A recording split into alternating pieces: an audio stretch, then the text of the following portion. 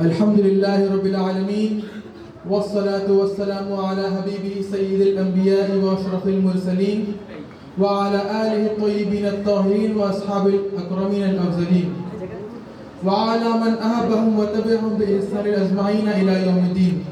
أما بعد، فقال الله تعالى في شأن حبيبه الكريم: أعوذ بالله من الشيطان الرجيم، بسم الله الرحمن الرحيم. إن الله وملائكته يصلون على النبي يا أيها الذين آمنوا صلوا عليه وسلموا تسليما. اللهم صل على سيدنا مولانا محمد وعلى آله وأصحابه أفضل صلواتك وعدد معلوماتك وبارك وسلم.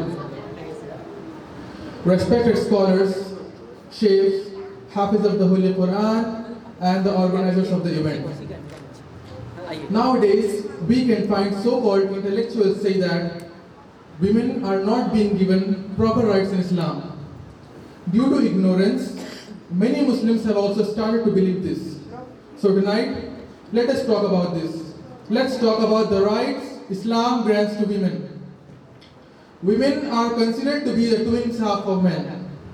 There are many roles for women in our society, and for every role, Islam has accorded a right to them. In the name of freedom and equality, women are being led to believe that staying in the house is like being caged in a prison. Now these women are persuaded to come out of their houses, which they perceive as cages, and walk along with men and become partners in each aspect of their lives. With these attractive slogans, women are exposed on roads. They have been brought out of the houses of safe and peaceful environment and exposed on roads, markets, clubs, parks, etc.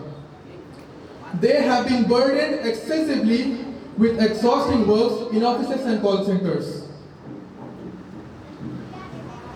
Women have been reduced to a means of fun in hotels, restaurants, and a source of advertisement for various products. It is worth mentioning that Islam has placed the jewel crown of majesty and greatness on women, to whom Allah subhanahu wa ta'ala has given the robe of honor and chastity and many other great qualities. Subhanallah. This is the same woman who has been reduced to a showpiece in newspapers, TVs, internet, and other social medias. It is truly unfortunate that they have been made to do this all in the name of women's right. Now it is really surprising that when a woman stays in her own house like a queen and takes up the responsibilities of taking care for her husband, children, parents and brothers and sisters, then it is labeled as imprisonment. But when the same woman goes out of the bounds of modesty to work for other men, clean the rooms of non-mahram people, serve customers in airplanes and hotels, then it is called freedom and honor. What kind of freedom is this? It is Islam who protects and defends women from being objectified and yet grants them all the rights which are due to them. Subhanallah. My dear brothers and sisters, let us start from the beginning. Let us start from the birth of a girl child. Islam declares the birth of a girl child to be a means of mercy. There is a hadith mentioned in Sahih Tabrani. It is stated that when a person is blessed with a daughter, Allah subhanahu wa ta'ala sends a group of angels. Those angels descend from the seven skies and address the members of the family and say, "O dwellers of this house, peace be to you." Subhanallah. These angels shake the girl with their wings and caress her head with their radiant hands. There is another hadith mentioned in Sahih Bukhari. It is mentioned on the authority of Hazrat Aisha radhiyallahu ta'ala anhu. She said that Prophet Muhammad sallallahu alaihi wasallam stated, when a person is tested with Allah through his or her daughters, and this person is patient with this test, then Allah subhanahu wa ta'ala makes these girls a shade for that person on the day of judgment. Subhanallah. After birth, the next phase of life is seeking knowledge. The next phase of life is acquiring knowledge.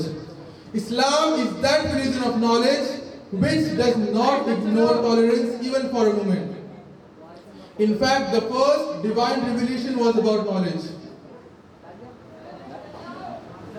Today, women are the basic pillars of the society, and all the Sharia rules of household, relations, life are accorded with women only.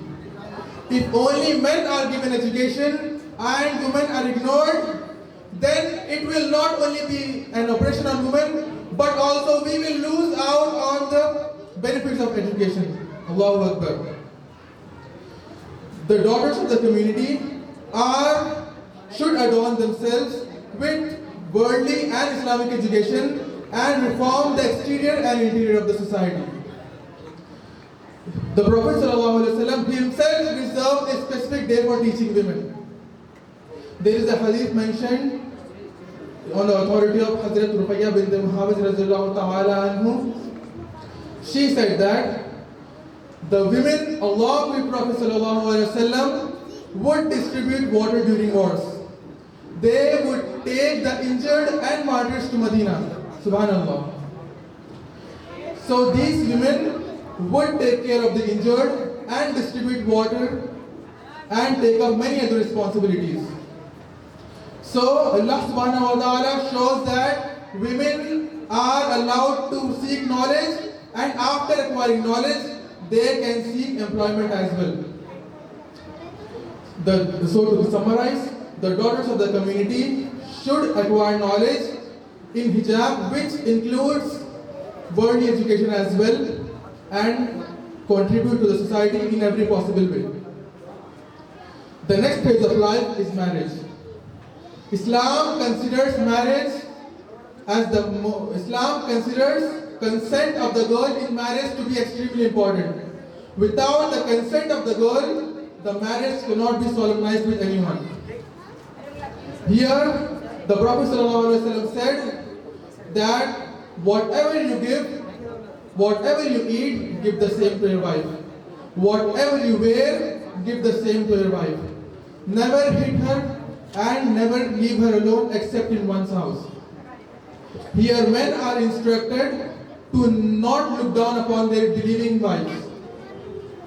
If they don't like some of her habits, they will surely like some other attributes in her. When it comes to marriage, your spouse is like a garment for you. Your spouse is like a cloth for you. It may or may not fit you perfectly, but it covers you, protects you, and beautifies you. Subhanallah. The next phase of life is motherhood. Islam considers motherhood as the most sacred of all relations in Islam. The rights given to mother in Islam are unmatched by any other relations in other religions and philosophy. There is a hadith mentioned on the authority of Hazrat Abu Hurairah radhiyallahu ta'ala anhu.